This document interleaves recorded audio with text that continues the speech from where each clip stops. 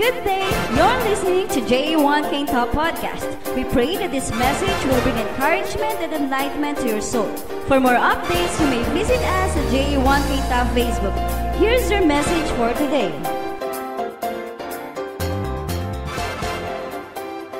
Nasay na mag-share dito sa harap. Hindi po ako hihindi. Kasi grabe ang Lord. Sobra-sobra ang kabutihan, ang biyaya niya po sa buhay ko. Alam ko po sa ating lahat na dapat po talaga umiisip tayo ng bagay na kung paano po natin maibabalik sa Kanya yung kabutihan niya. Gusto ko po sana mag-special number kumanta. Kaya lang po, baka hindi po matuwa ang Lord. Kasi nga po yung sa video, okay, nag-try po ako kumanta. Ang score ko po, 3. Wala pong makabit ng record. Seryoso po, nagpapangitan na po. Wala po talagang makabit ng 3. Try nyo po kung makukuha nyo yung score ko.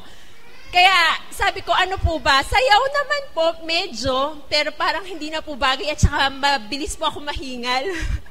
Kaya ito pong pagkakataon na to, ang pagtayo ko po, hindi po dahil ready ako or alam ko po yung ituturo ko.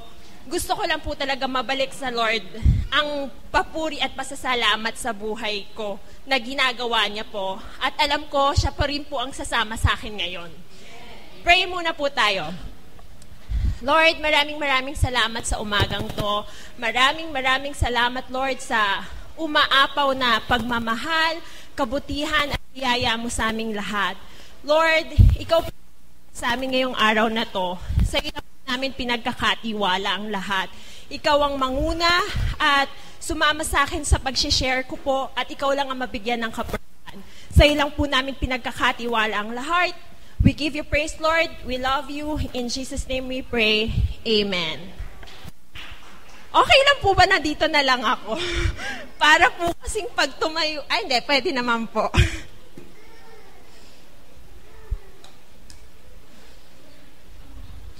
Ang isi-share ko po ngayon, pinamagatan ko pong ang pagsunod po sa Lord, abiding in Christ. Ang key verse po natin, 1 Corinthians 7:24.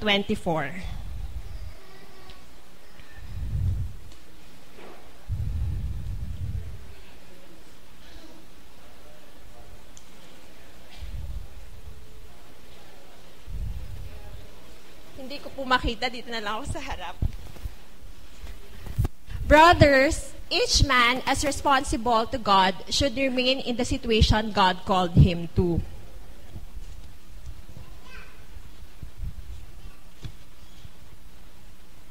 What does it mean to abide? Ano po bang ibig sabihin ng pagsunod?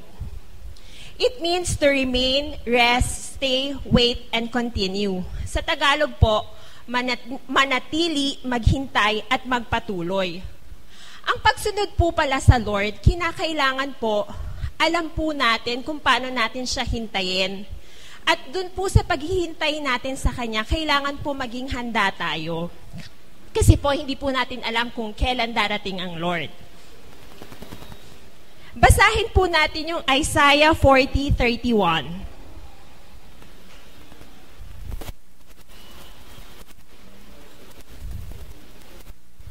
Wala po kasi akong ni-ready na PowerPoint, pero po ganun kabuti ang Lord sa church natin, kayang-kaya ni Kuya Jay yan. But those who hope in the Lord will renew their strength. They will soar on wings like eagles. They will run and not grow weary. They will walk and not be faint. Sabi naman po sa John 15:5.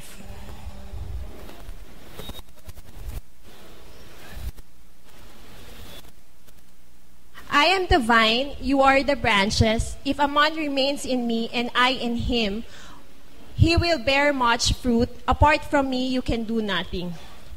Sa pagsunod po pala sa Lord, kahit ano pong bagay ang mapagdaanan natin, siya pa rin po yung tutulong sa atin. Kung ano man po yung mga pagsubok, ano man po yung parang feeling natin hindi natin kaya, pag tayo po sumunod sa Lord, wala pong bagay ang hindi natin kakayanin. Siya pa rin po ang magbibigay ng lakas, ng pag-asa sa lahat ng bagay na pagdadaanan natin. Ang pagsunod po sa Lord, abiding in Christ means the following. Number 1 po, bearing spiritual fruit. Sabi po sa 2 Peter verse 1, chapter 1 verse 8 to 12. 2 Peter 1, 8 to 12. For if you possess these qualities in increasing measure, they will keep you from being ineffective and unproductive in your knowledge of our Jesus Christ. Verse 9, but if anyone does not have them, he is nearsighted and blind, and he has forgotten that he has been cleansed from his past sins. Verse 10, therefore, my brothers, be all the more eager to make your calling and election sure. For if you do these things, you will never fall. 11, and you will receive a rich welcome into the eternal kingdom of our Lord and Savior Jesus Christ. Verse 12, so I will always remind you of those things, even though you know them and are firmly established in the truth, you now have them. Pag tayo po pala sumusunod sa Lord, ang number 1 na dapat ginagawa po natin or meron tayo, yung spiritual fruit, dapat po pala meron tayo nun. Nung sinabi nga po sa akin ni Pastor na magtuturo ako ngayong Sunday, pag uwi ko po agad sa bahay, nag-ready po ako ng ituturo ko. May nakuha na po akong topic. Sunday, Monday, yun po yung inaaral ko. Pagdating po ng Tuesday, Wednesday, Thursday, yung naramdaman ko po, iba, parang tamad na tamad ako, ang bilis mag-iba ng mood ko, siguro po buntis, naglilihe. Pero po, ang prayer ko, Lord, tulungan mo akong maiba yung pakiramdam ko. Gusto kong sumunod. Sa Sunday, kailangan kong tumayo. Pag tumayo ka dito, hindi naman basta pwedeng tumayo ka at magturo ka lang. Kailangan aralin mo at kailangan yung isi-share mo, nararamdaman mo galing sa puso mo. Yun nga po, Tuesday, Wednesday, Thursday, parang iba po talaga yung pakiramdam ko. Pero ganun po kabuti ang Lord. Dahil pag tayo nga po, gusto po talaga nating sumunod sa Kanya. Andun po yung biyaya niya, yung pagtulong niya. Kaya Friday morning po, bago po mag-Sunday, andun yung pag-comfort ng Lord sa akin. Nung i-review ko po yung hinanda ko nung Sunday at Monday na topic, bigla pong nag-iba. Ito po yung binigay ng Lord sa akin. Pagsunod nga po sa Lord. Tapos ang number 1 nga po, nakatunayan kung sumusunod ka sa Lord, kailangan meron ka ng spiritual fruit. Ano po ba yon? Joy, peace, patience, kindness, goodness, faithfulness, gentleness, and self-control. At sa biyaya ng Lord, siya pa rin po ang nagbigay sa akin ng patience, siya pa rin po ang nagbigay ng joy at ng self-control na malabanan ko kung ano man yung tamad, inis na naramdaman ko ng Tuesday, Wednesday, at Thursday. Ganon po kabuti ang Lord.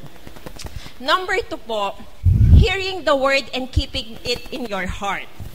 Kung tayo raw po ay sumusunod sa Lord, ang pangalawa pong bagay na dapat ginagawa po natin ay yung nakikinig tayo ng salita ng Diyos.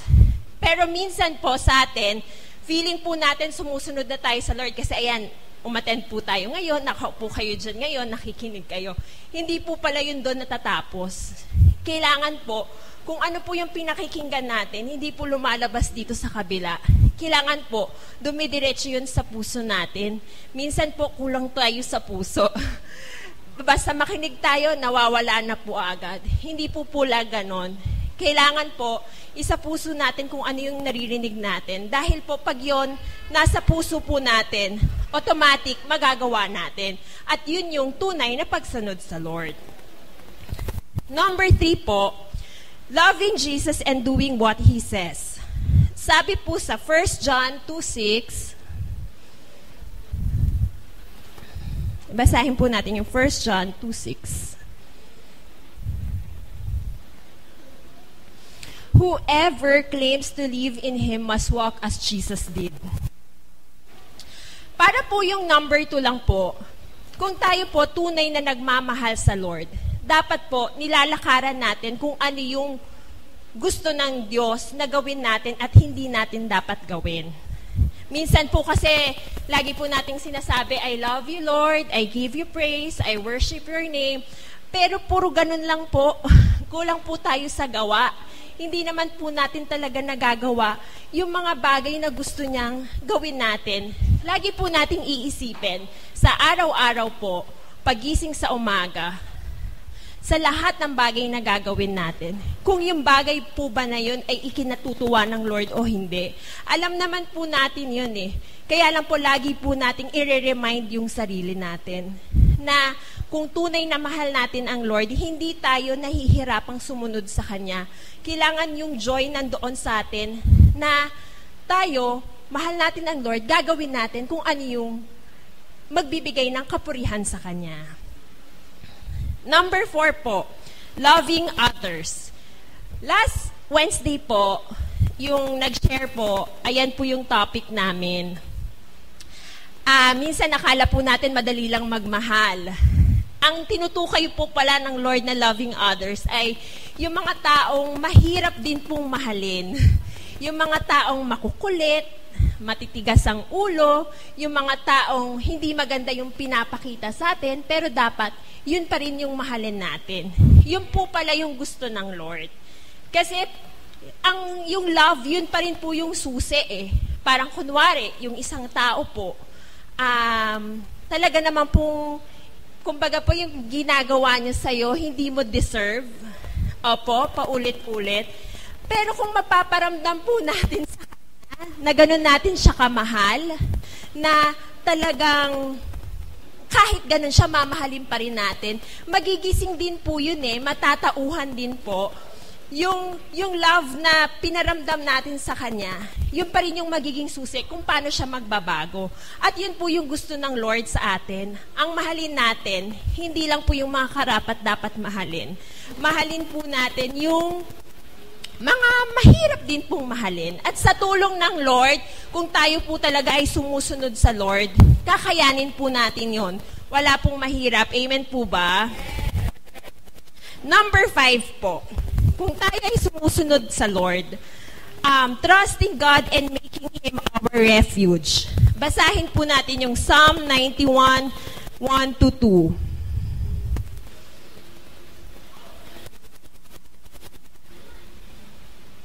Psalm 91, 1-2. He who dwells in the shelter of the Most High will rest in the shadow of the Almighty. I will say of the Lord, He is my refuge and my fortress, my God in whom I trust. Pag tayo po sumusunod sa Lord, kailangan yung kumpletong pagtitiwala ibinibigay natin sa Lord. Kailangan po, wala pong pag-aalala, wala pong pagdududa. Minsan po, pag sinabing trust, ang nasa isip po natin yung mga financial or material things na ipoprovide ng Lord. Hindi lang po yun, hindi lang po doon natatapos yung pagtitiwala sa Lord. Kailangan po yung pagtitiwala sa lahat ng aspeto ng buhay natin. Maging financial, spiritual, emotional. Para po bang, kunwari po, sa trabaho mo, parang feeling mo yung boss mo, hindi tama yung ginagawa sa'yo. Huwag kang mawala ng pag-asa. Sa Lord mo siya ipagkatiwala. Kasi Lord ang kikilos sa buhay niya. Parang, kunwari po, sa asawa or sa kapatid mo, parang pinagbibigyan mo na siya, hindi pa rin niya ginagawa yung dapat niyang gawin. Huwag kang mawala ng pag-asa. Lord, basta sa Lord, lahat may pag-asa yan. Kaya Ate Vic, huwag kang mawala ng pag-asa. Kasi si brother mo, mahal ng Lord yan, may gagawin ang Lord kahit sabihin ilang pa ulit-ulit. Huwag kayong mawawala ng pag-asa. Ang Lord, sa lahat ng bagay, may pag-asa. Kaya brother mo, ka namin pinagkakatiwala. God bless you.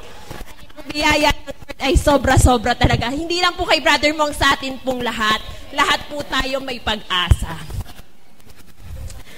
Number 6 po. Hating the world system.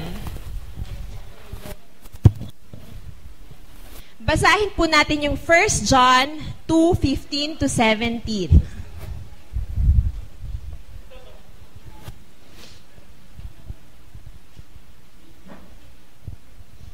Do not love the world or anything in the world. If anyone loves the world, the love of the Father is not in him. Do not love the world, verse 16 po. For everything in the world, the cravings of sinful man, the lust of his eyes, and the boasting of what he has and does, comes not from the Father, but from the world. 17. The world and its desires pass away, but the man who does not will of God lives forever. Hindi naman po sinabi ng Lord na wag po tayo magsaya dito sa mundo eh.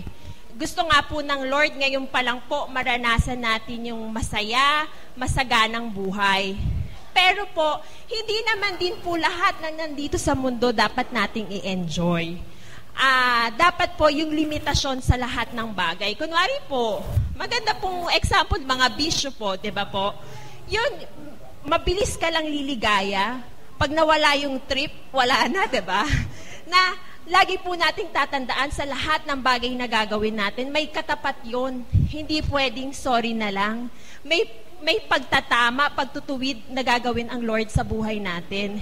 Kaya bakit kailangan nating i-enjoy yung mabilis lang na saya, pagkatapos nun, pagsusulitin mo rin naman eh. Kaya po, tayo po, kung tunay po tayong sumusunod sa Lord, iwasan na po natin, kasi nga po, hindi po pwedeng wala pong balik sa atin eh. Kaya, i-enjoy po natin ang buhay sa pagsunod sa Lord. Kasi pag tayo sumunod sa Lord, talagang yung totoong joy ang mararanasan natin. Last po, remain steadfast in the faith of the gospel. Basahin po natin yung 1 John 2:24.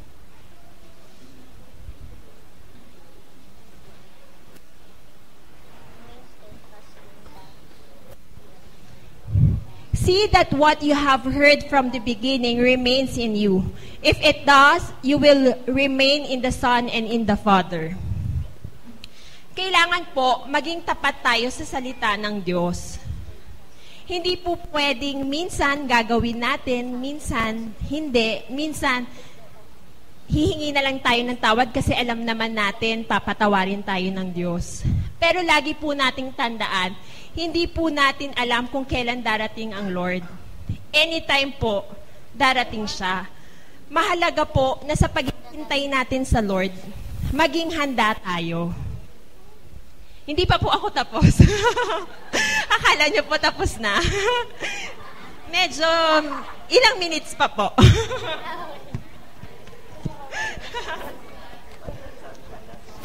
Onti na lang po, onti lang. Okay lang po.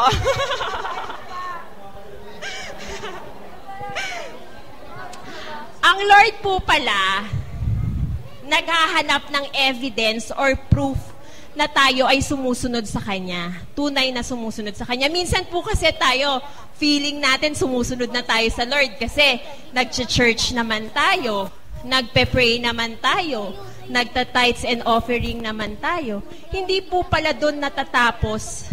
Hindi po pala yun lang yung patunay na tayo ay sumusunod sa Lord.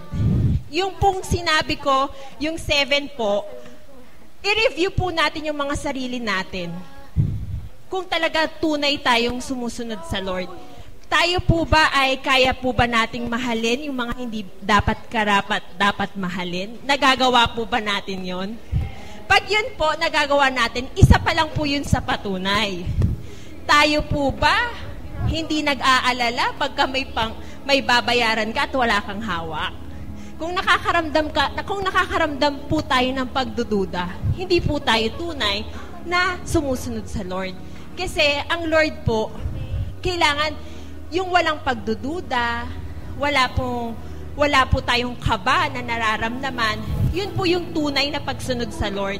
Kaya po tayo, sa buhay po natin, i-review po natin yung sarili natin kung tunay tayong sumusunod sa Diyos. Kung nagsulat po kayo, i-review nyo po sa bahay na totoo ba akong sumusunod sa Diyos. kung kayo po ba ay gigising sa umaga na excited, masaya, na kung ano po ba yung pwedeng gawin ng Diyos na higit. Hindi yung parang pagkagising mo sa umaga, ano ba yan, paulit-ulit na lang. Gigising, mag-work, tapos yung kailangan po ang maramdaman natin, yung excited po tayo. Tapos po yung sa pagsunod sa Lord, hindi po tayo yung nakakaramdam ng ano ba yan, ang daming bawal. Hindi pwede yung ganito, hindi pwede yung ganyan. Hindi po dapat yun yung nararamdaman natin. Dapat yung nararamdaman po natin joy. Kasi po, sa pagsunod natin sa Lord, wala po tayong dapat na ipag-alala. Dahil lahat po ng pagdadaanan natin, basta tayo ay sumusunod sa Diyos, andun po yung pagsama niya sa atin, pagtulong niya sa atin na lahat ng bagay kakayanin natin. If you remain in me and my words remain in you, ask whatever you wish and it will be given to you. This is to my Father's glory that you bear much fruit, showing yourselves to be my disciples. As the Father has loved me, so have I loved you. Now remain in my love. If you obey my commands, you will remain in my love, just as I have obeyed my Father's commands and remain in His love. I have told you this so that my joy may be in you and that your joy may be complete. Di ba po, ang ganda naman po ng pangako ng Lord sa pagsunod natin sa Kanya. Ano mang bagay ang hingin natin sa Kanya, ibibigay niya sa atin. At yung totoong joy ang mararamdaman natin, hindi po yung joy na pangsandalian lang. Kaya tayo po, dapat po talaga sumunod tayo. Kasi ang hindi naman po pagsunod sa Lord, ano po ba yung pwedeng mangyari? Isa lang naman po hindi tayo handa sa pagdating niya.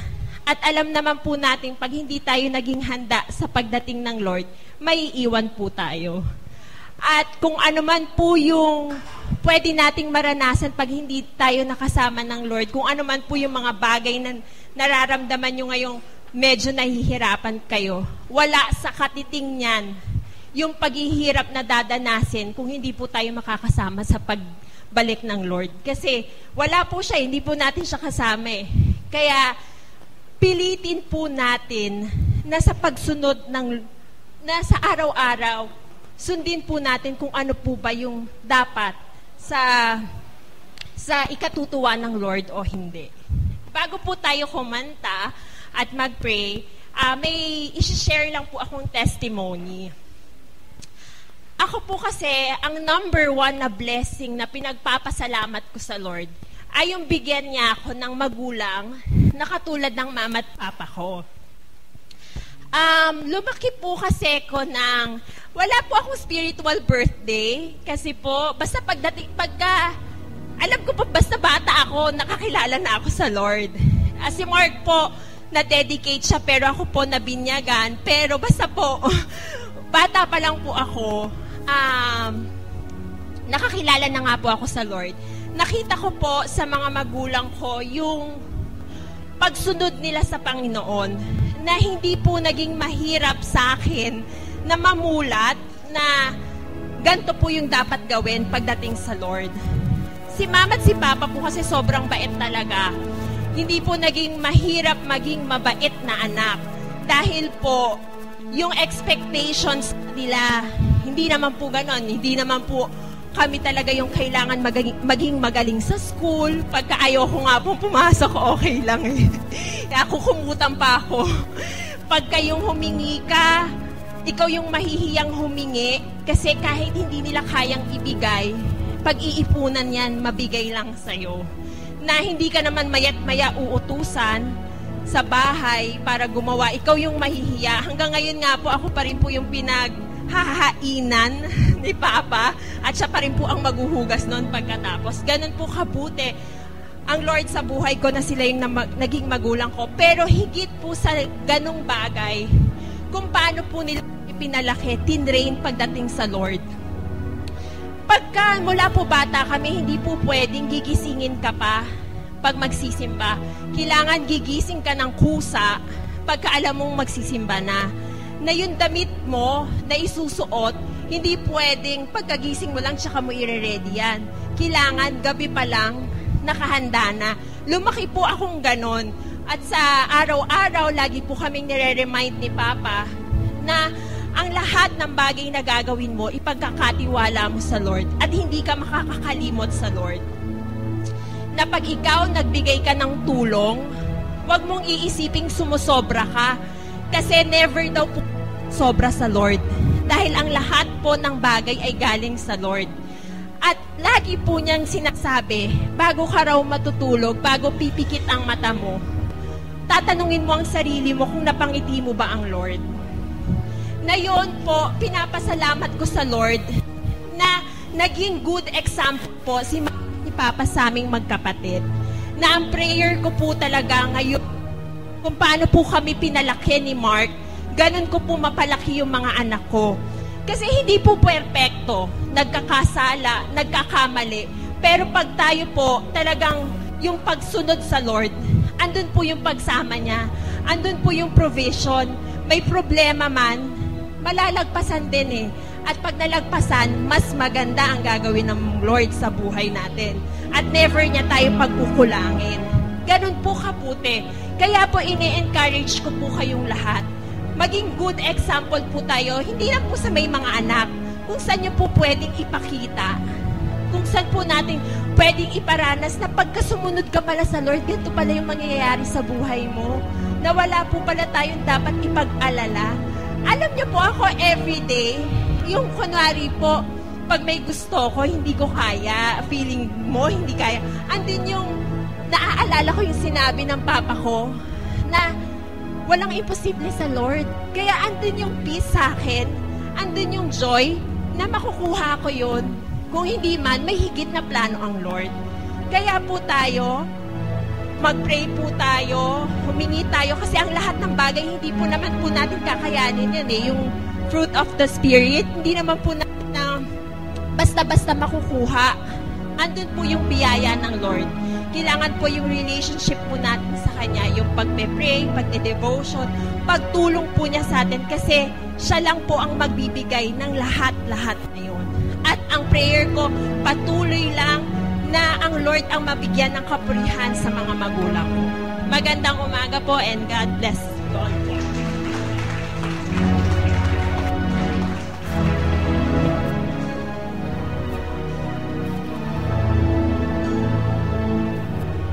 Hallelujah. Inanyayahan ko po ang bawat isa ay tumayo.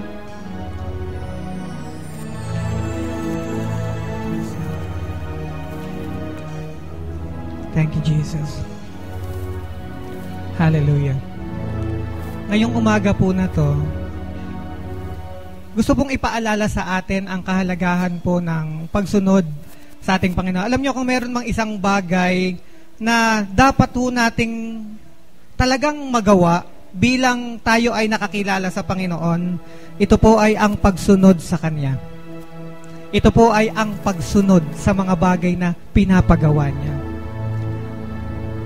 Maaring sa buhay po natin may mga pagkakataon na ang Diyos talagang nagsabi sa iyo anak, gawin mo to. Anak, pumunta ka doon. Anak, tama na. Anak, itigil mo na yan. Amen po ba? Pero ilang pagkakataon din na parang nagbibingi-bingihan tayo sa tinig ng ating Panginoon. Ang ating pong Diyos ay ang relasyon ay katulad ng ama sa anak. Hindi mo na kailangang pilitin na bigyan kung halimbawa namang ang bata ay talaga namang sumusunod sa Kanya. Amen po ba? Lahat ng mga magulang nandito, pwede po bang taas po natin ating mga kamay? Praise God. Alam ng bawat magulang, no? Na kapag ang kanyang anak ay sumusunod, may mga pagkakataon na nag-iisip siya. Hindi naman kailangan ng bata. Pero dahil sa kanyang pagsunod, nag-iisip siya ng mga bagay na gusto niyang ibigay. Diba? Para maging reward dun sa ginagawang pagsunod. Amen po ba? Alam nyo, ngayong umaga, baguhin po natin yung pananaw natin na laging iniisip natin humingi sa Diyos. Dapat ilagay natin, palta natin ang isip natin ng mga bagay na dapat nating sundin. Ano ba ang gustong ipagawa sa akin ng Panginoon? Amen po ba?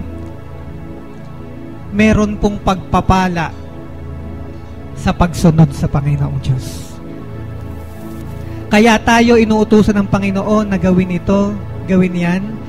Kaya nakakapakinig tayo ng salita ng Diyos. Gusto ng Panginoon, sundin natin. At yun ay para sa ating ikabubuti. Amen po ba? Pwede po ba lahat ay pumikit sa oras na to? Hallelujah. Sige po, sa oras na to, lahat po ay nakapikit lamang.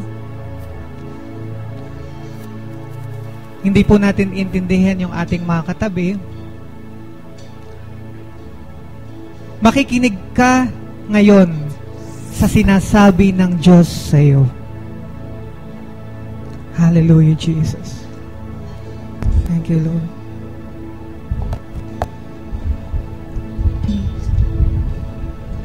Nais kong ika'y maranasan, pagkilos mo'y aking inaasahan.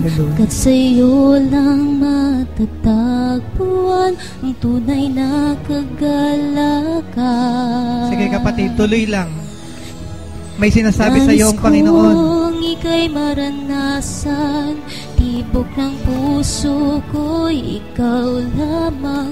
Kaya ka patuloy na nasasaktan dahil hindi mo sinusunod ang sinasabi sa iyo ng Diyos. Kaya patuloy kang nadadapa kasi ang tigas ng ulo. Ang gusto ng Panginoon ay gawin ito, pero hindi mo ginagawa. Buong laman ng puso kong ito, hindi gusto ng Panginoon na masaktan tayo. Ang gusto niya ay mapabuti tayong lahat. Hallelujah. Sasambahin, buong laman ng puso kong ito, ang mamalagi sa'yo. Yes, ano ba sinasabi sa iyo ng Panginoon ngayon? Nais kong ika'y maranasan. May sinasabi ang Diyos sa iyo. May matagal ka ng bagay gawin, gustong matanggap. Nahihirapan ka na eh. Kaya lang hindi naman makakilos ang Diyos sa iyo.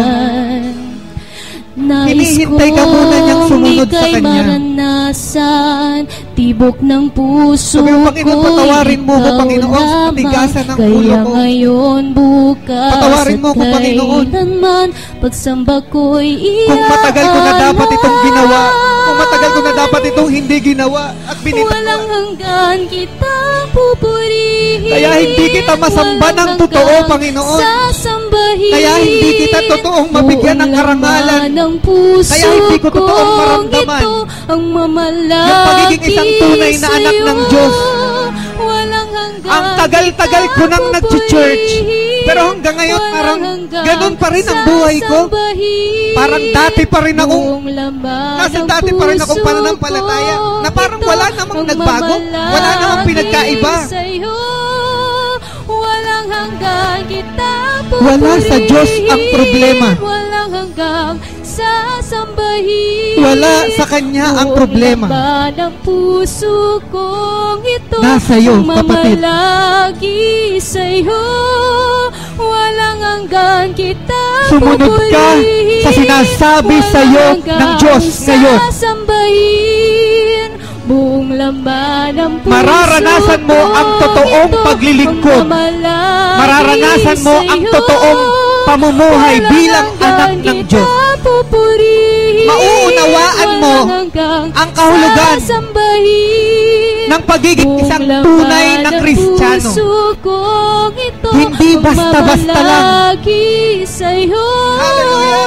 Walang hanggang kita pupurihin. Patuloy kang mangusap sa aming lahat, Panginoon. Hallelujah. Ng puso kong ito, ang mamalagi sa iyo. Walang hanggang kita pupurihin. Ngayon sa pangalan ng Panginoong Hesus, walang hanggang lahat ng katigasan ng ulo, lahat ng katigasan ng puso, Sa pangalan ng Panginoong Hesus ay patuloy kong winawasak sa buhay ng lahat ng mga anak ng Diyos na nandirito.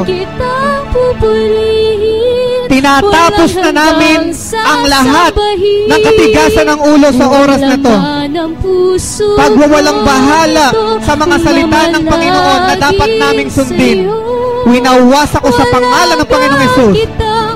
Tinutunaw kayong lahat at ang bawat demonyo na siyang patuloy na may dahilan kung bakit ang mga anak ng Diyos na naririto ay nahihirapang sumunod sa Panginoon. Inuutusan kong iwanan ang mga anak ng Diyos na naririto ngayon. Now, lahat ng mga anak ng Diyos na naririto ay tunay na maglilingkod sa Panginoon. Dinedeklara ko na ang lahat ng nandito magiging bata sila na kapag may napakinggan sila, gusto agad sundin. Hindi na sila magtatanong. Kapag meron silang narinig na sinabi ng Diyos, yes Lord, gagawin ko po. Wala silang ibang iisipin ngayon, kundi ang maluwalhati noon sa kanilang buhay. Hallelujah! Walang hanggang kita pupurihin, walang hanggang sasambahin. Taas po natin ang ating kamay sa ating Panginoon. Sige po, taas po natin ang mataas. Hallelujah! Walang hanggang kita pupurihin, seryoso ang Diyos sa iyo. Seryosohin mo ang gusto ng Panginoon sa buhay mo. Hallelujah! Huwag kang papayag na lalabas ka sa church na to na hindi mo nagawa o nakapag-decide ka na susunod ka sa Diyos. Ngayon, kung ikaw ay handa na at nagsasabi na talagang willing kang sumunod simula ngayon sa lahat ng sasabihin ng Diyos sa iyo, bibilang ako ng 3 at tatakbo ka dito sa unahan. Luluhod ka sa paanan ng Panginoon at sasabihin mo sa Diyos na, Panginoon, susunod ako sa iyo. Kakaibang pagsunod, kakaibang pagsunod, Panginoon, ang aming panalangin sa iyo. Buong laman ng puso kong ito, ngayon, lumanda kayo. 1, 2, tatakbo kayo dito sa unahan. 3, go! Hallelujah! Thank you, Lord! Buong laman ng puso kong ito, mamalagi sa iyo. Amo, Panginoon, puso na sumusunod sa iyo. Para sa lahat ng mga anak mong nandirito.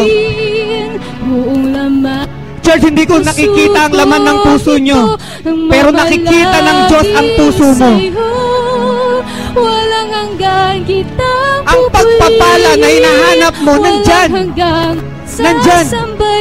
Nandyan sa pagsunod mo. Buong laman ng puso kong ito, mamalagi Hallelujah. sa iyo. Walang hanggang kitang pupurihin, O Panginoon, walang hanggang sasambahin. patawarin mo ako, Panginoon, ang dami kong sinayang na panahon. Patawarin mo ako, Panginoon, hindi ko agad ginawa yung sinabi mo. Patawarin mo ako, Panginoon, kung ang tigas-tigas ng ulo ko, ang tigas ng puso ko. Patawarin mo ako, hindi ako nakasunod sa iyo, Panginoon. Puso kong ito, mamalagi. Yes, Lord. Walang hanggang kita Narito ang inyong mga anak, Panginoon. Walang hanggang sasabayin. Buong pusong nagpapasya na simula sa oras na to, sa araw na ito, Panginoon, kaming lahat nagpapasya kami, O Diyos. Susunod po kami sa anumang bagay na ipinapagawa mo sa amin. Sabi mo sa Panginoon, Panginoong Diyos, nangangako po ako sa iyo na anuman ang sabihin po ninyo sa akin, susunod po ako sa iyo. Hindi ko pa pagmamatigasin ang aking puso. Araw-araw kong sasanayin ang sarili ko na susunod sa iyo sa lahat ng iyong ipapagawa sa akin. Panginoon, gusto ko pong mabuhay na isang matagumpay na Kristiyano. Ayaw ko na pong mabuhay ng ordinaryong Kristiyano lang. Gusto ko pong mabuhay na nakikita ng lahat ng taong makakasama ko ang kaibahan ng tunay na anak ng Diyos. Sumasampalataya po ako sa iyo na ipinagkaloob mo sa akin ang biyayang ito. Maraming salamat sa iyo, Panginoon. Purihin mo ang Panginoong Diyos, pasalamatan mo ang Panginoon sa tinanggap mong biyaya na nanggaling sa Kanya. Nakita ng Diyos yung willingness mo na susunod ka sa Kanya. Ibinaba niya naman ngayon sa puso mo ang kakaibang biyaya para magawa ito. Kapatid, tutulungan ka ng Panginoon. Tutulungan ka ng Panginoon. Maniwala ka. Hindi ka iiwanan ng Diyos. Ang pagpapasyang ginawa mo ngayon ay pagpapasya ng tagumpay sa buhay mo. Ang manalagi sa iyo. O Diyos na buhay, patuloy po naming pinapasalamatan ka sa umagang ito sa pagkakaloob mo sa amin ng puso na gustong sumunod sa iyo. Panginoon, kakaibang Kristiyano at kakaibang mga anak po ninyo ang naririto muli. Mga anak ng Diyos na sama-samang magtataas ng inyong banal na pangalan at patuloy na gagawin ang mga bagay na nais mong ipagawa sa bawat isa. Hindi lang po kami mabubuhay para magtrabaho, hindi lang kami mabubuhay para sa aming pamilya, hindi lang kami mabubuhay para sa barkada, hindi lang kami mabubuhay para sa mga bagay na naririto. Mabubuhay kami para sumunod sa nais mong ipagawa sa amin.